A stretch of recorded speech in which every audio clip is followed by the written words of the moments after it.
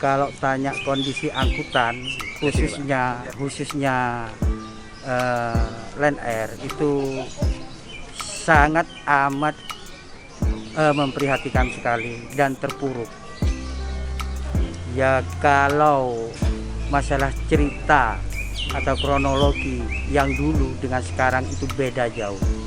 Kalau dulu Pak ya, anggota saya ini sebanyak kurang lebih 200 anggota dan armadanya kurang lebih dari 85 unit.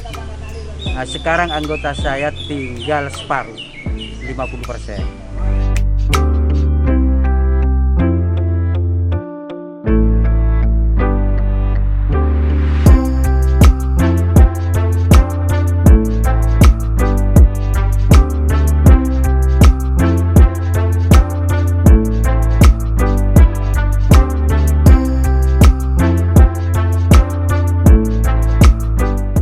Nama saya Haji Saifur Rahman, jabatan saya dari Ketua LEN WIBI Organda Kota Surabaya. Ketua LEN UBK Ujung Baru Kenjeran. Nama saya Muhammad Nur dari Ketua CMK. Saruji Ya, CMPTN. Dalam kondisi angkutan sekarang ini sangat memperhatikan sekali. Biasanya saya atau supir-supir saya itu kalau di angka normal dulu biasanya bisa mencukupi seanak sekeluarga. Kalau pendapatan sekarang ini sangat minim sekali. Kadang-kadang bayar sekolah anak pun tidak cukup. Atau sedangkan buat sehari-hari itu masih harus punya usaha lain. Dulu biasanya satu rit itu dapat 70, 50 paling dikit itu. Satu rit Pak ya? Satu rit. Sehari berapa rit Pak? Sehari saya 3 rit. 2 PP. Enak kalau dulu. Kalau sekarang ini ya udah beli bensin ada nggak cukup sekarang. Anak sekolah tiap bulan itu pengeluaran itu banyak. Istilahnya itu ya nggak cukup lah istilahnya. Kalau sekarang berapa Pak? Kalau sekarang itu nggak capai 50. Kadang-kadang beli bensin aja nggak cukup. 50 itu belum bensin Pak? Belum bensin. Belum bensin. Kalau dulu Kalau sisanya itu habis bensin itu 50, 70 gitu. itu sudah bensin. Sudah sisanya, bensin, Pak, ya? satu Tinggal PP-nya itu. Lain kalau satu PP lagi gitu. Dulu memang ada 1, 2 gitu. Kalau sekarang nggak ada sama sekali, nunggu lama. Nunggu penumpang satu pun susah banget. Terus gimana cari penumpangnya Pak? Ya cari di jalan, barangkali ada ya dapat 1, dapat 2 di jalan. Masih ada Pak ya? Ya ada di jalan. Siapa Pak? Ibu-ibu ta? Ya ibu-ibu yang nggak bisa naik sepeda motor tuh adanya. Iya. Kalau anak-anak muda masih ada nggak ya? Ya nggak ada anak-anak muda itu nggak jarang. Jadi saya Haji Sud Haji Lafoh, Ketua Divisi Organda Kota Surabaya. Dalam hal ini saya hanya ingin menyampaikan bahwa kondisi angkot saat ini sangat memprihatinkan, di mana antara penghasilan dengan jumlah penumpang yang ada itu sangat tidak sesuai. Ada banyak hal kenapa saat ini penumpang itu sepi. Yang pertama adalah jumlah kendaraan roda 2 yang cukup banyak dan tidak bisa dibendung oleh pemerintah.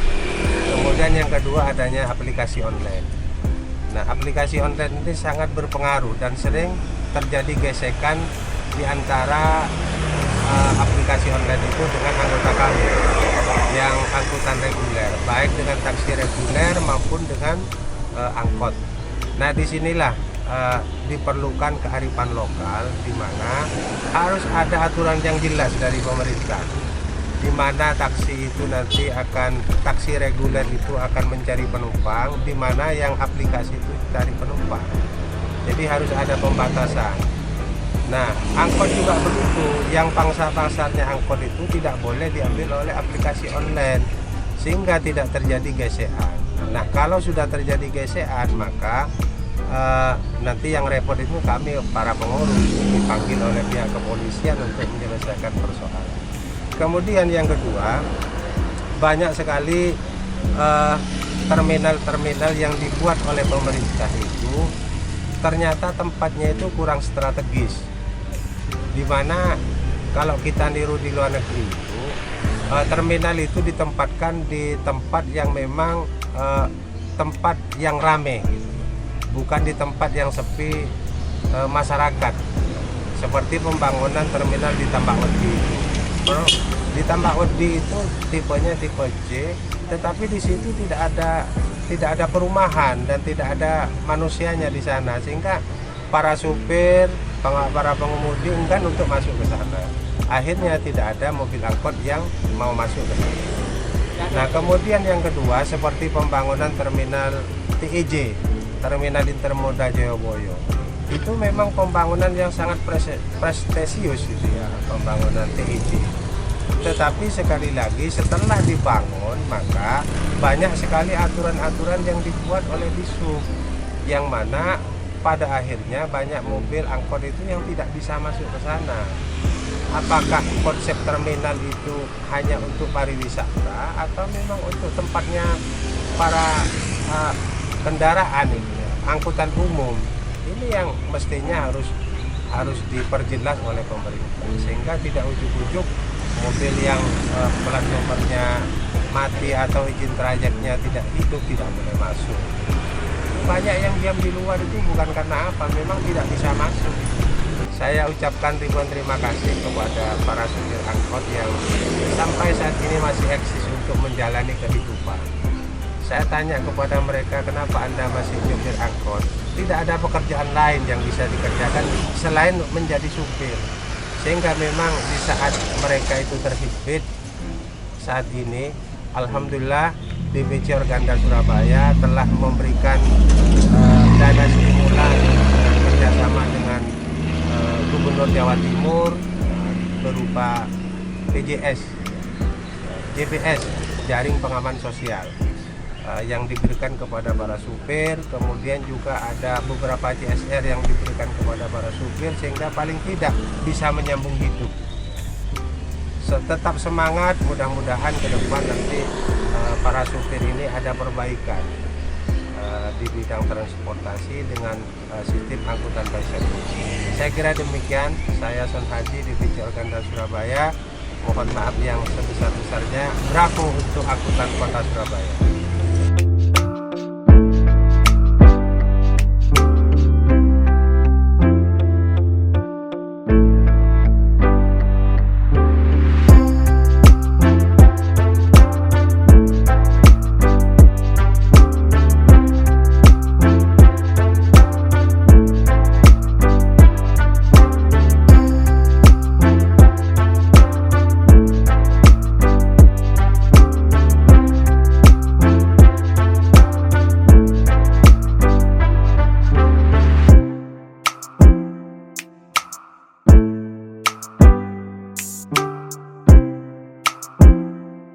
Harapan saya dari Ketua Lion Air, pemerintah itu harus kedepannya ini bagaimana caranya untuk bisa memperbaiki agar supaya angkutan umum di kota Surabaya bisa kembali seperti semula. Itu yang menjadi harapan saya.